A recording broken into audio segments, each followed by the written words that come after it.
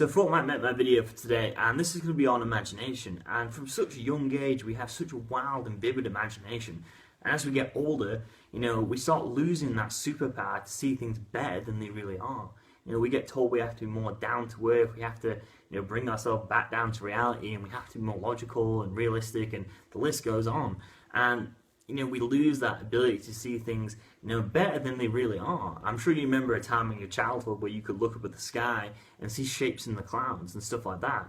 You could see castles and dragons and, but as we get older, we get told that's being silly, it's only for kids, and, we have to be more responsible and whatever else. And, imagination and visual imagery is such a powerful thing because you could be going through the worst case of pandemonium and you can just kind of teleport in your mind somewhere like a happier place, so to speak, to get you out of a negative state a lot quicker. And I really think it's really associated with optimism because you can just see the silver lines a lot easier. If you have a wild imagination, you can create solutions and create ideas very rapidly.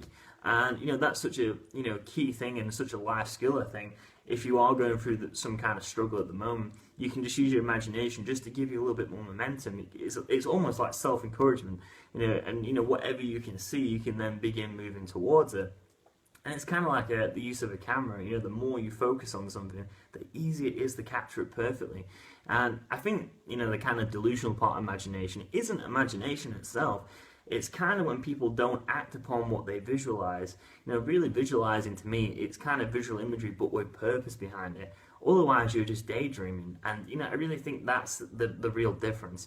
And visual imagery and daydreaming, I think that it's the action component to your imagination where the kind of delusional part lies. And how I mean by that is a really good quote actually by Thomas Edison. He said that vision without execution is hallucination.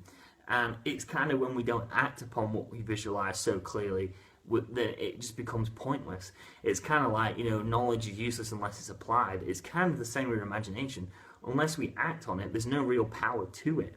But by acting on it as well, it's kind of like by seeing potential in the things around you, it activates that potential within you. And, you can see opportunities where other people can't. So, again, but it isn't just seeing them, it's the ability to act on them as well. So it's kind of the mixture of both action and imagination.